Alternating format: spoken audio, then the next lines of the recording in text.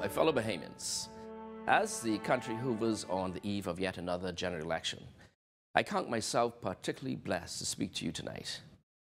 6 years ago, after watching the political organization which I called home for many years morphed into a nearly unrecognizable entity, I made the difficult but necessary decision to leave. And with the help and dedication of other like-minded Bahamians, the Democratic National Alliance was born. The road to this point has not been easy. We have not been perfect, but in every moment we have worked to prove ourselves a viable alternative to years of political oppression at the hands of the other political parties. The men and women who formed the DNA believed then, like we do now, in the unending potential of our great country. Our stories are not unlike your own. We live in your communities. We face the same challenges you do. Like you, we have lost our loved ones to the violence on our streets. We have struggled to keep pace with the increase in the cost of living and continue to work tirelessly to obtain a portion of the dream promised by our forefathers. Like you, we have watched our country devolve into a society of corruption and malfeasance as those in power line their own pockets. As a people, we are bonded by these experiences, by this struggle. Irrespective of our varied political ideologies, our collective experiences are the same. And I dare say, we all long for the same thing, a better life for all Bahamians. Our vision is to see a Bahamas transformed, where our people are esteemed as the most precious resource, and every man, woman, and child can reap the benefits of effective and transformative governance. My fellow Bahamians, we now have an opportunity to reverse the years of economic and social decline, which have become a far too prominent part of the Bahamian narrative. The task may seem daunting, but the DNA has a plan to revamp our country's education system and incorporate the use of 21st century technology to adapt to the different ways that children interpret information and encourage critical thinking and analytical skills. Bahamian students will have the benefit of a curriculum which balances the lessons of our own rich history with the kind of studies which will serve them in this age of globalization. At the tertiary level, the DNA will immediately remove VAT from all fees and services at the University of the Bahamas and cut tuition rates for students over the age of 35 who wish to pursue a tertiary education.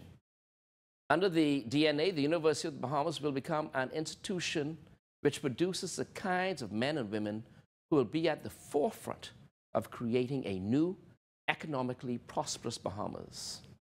As part of the DNA's macroeconomic objectives, we plan to curb wasteful government spending and implement performance-based budgeting practices, which would cut funding to non-performing initiatives as part of an overall effort to right-size the government's portfolio.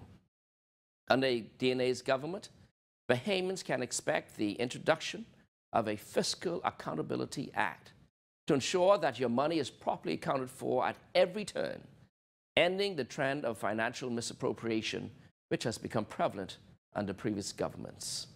As part of its commitment to small businesses, the DNA will introduce a flat-rate business license scheme designed to improve the ease of doing business in this jurisdiction. Equally important to the rescue of our fragile economy is the creation of new entrepreneurs and the encouragement of Bahamian ownership. Perhaps the greatest resource in generating wealth is land ownership.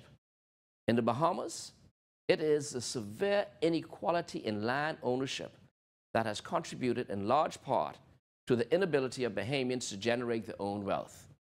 Your DNA government will establish a proper land registry which removes the responsibility of bequeathing land from the office of the Prime Minister and make it more accessible to Bahamians who seek and meet a standard set of eligibility requirements.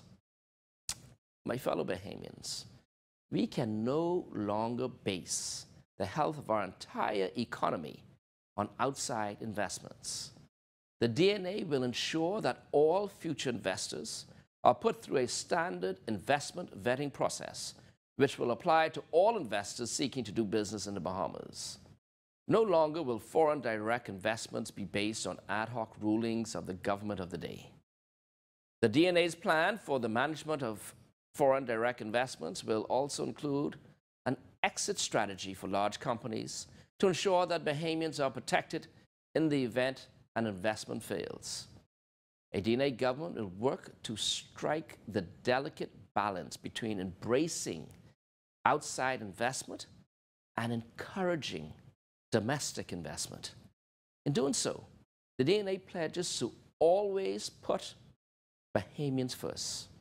While previous administrations have rolled out the red carpet for foreign investors, the DNA will do more for Bahamian investors, offering more concessions for Bahamians seeking to open banks or hotels and other major investments. With more and more Bahamians able to own a portion of our economy, our country will watch unprecedented unemployment levels fall as more opportunities are created for Bahamians seeking to join the workforce. A growing workforce, bolstered by an increase in minimum wage to $250, will have an immediate impact on many of the social ills facing our country. Men and women able to properly provide for their families are less likely to turn to a life of crime. Prosperous families produce healthy, happy, and productive members of our society. Young men and women who will then also teach their children to become productive members of our society. My fellow Bahamians, the DNA is not so naive as to believe that economic prosperity is the only way of addressing societal problems. That said, the DNA has been and remains committed to fostering an abiding respect for the rule of law. Through a collaborative partnership with law enforcement, a DNA government will work to restore law and order. Unlike administrations past and present, the DNA will end the trend of government interference on the police force and allow hard-working officers to do their jobs. The experienced and dedicated officers of the Royal Bahamas Police Force have on more than a few occasions proven themselves capable of managing the threats on our streets. With the proper support, we can work to make our country safer together. If the past 10 years in our country's history has taught us anything, it is that none of us is safe. My family, like many of yours, have felt the sting of losing a loved one to a senseless act of violence. There is a popular saying, "He who feels it knows it." Like countless mothers and fathers, my family and I still grieve that loss. What we have gained, however, is an even deeper commitment to ensuring that no family, no mother or father lives through a similar experience. Under a DNA government, criminals will be made to face the brunt of the laws on our books. No longer will individuals jailed for serious crimes such as murder, the abduction or rape of a child or elderly be given bail, and criminals convicted of murder will be put to death as per our laws on capital punishment. Under the watchful eye of an independent Attorney General, a DNA government will usher in the necessary changes to the judiciary to finally clear the backlog of cases and ensuring that all future matters can and will be tried in a timely manner. My fellow Bahamians, we are days away from an election, which history will likely record as an era-defining moment for our country. More than any election before it, though, this election season has been marred by unprecedented acts of what can only be described as voter suppression. Over the course of this electoral cycle, we have witnessed widespread voter apathy, followed by a seemingly intentional move on the part of officials at the Parliamentary Registration Department to stifle the constitutional rights of female voters over something as trivial as their attire. In the weeks following that, there were countless reports of men and women turned away from voter registration sites around the country for any number of reasons.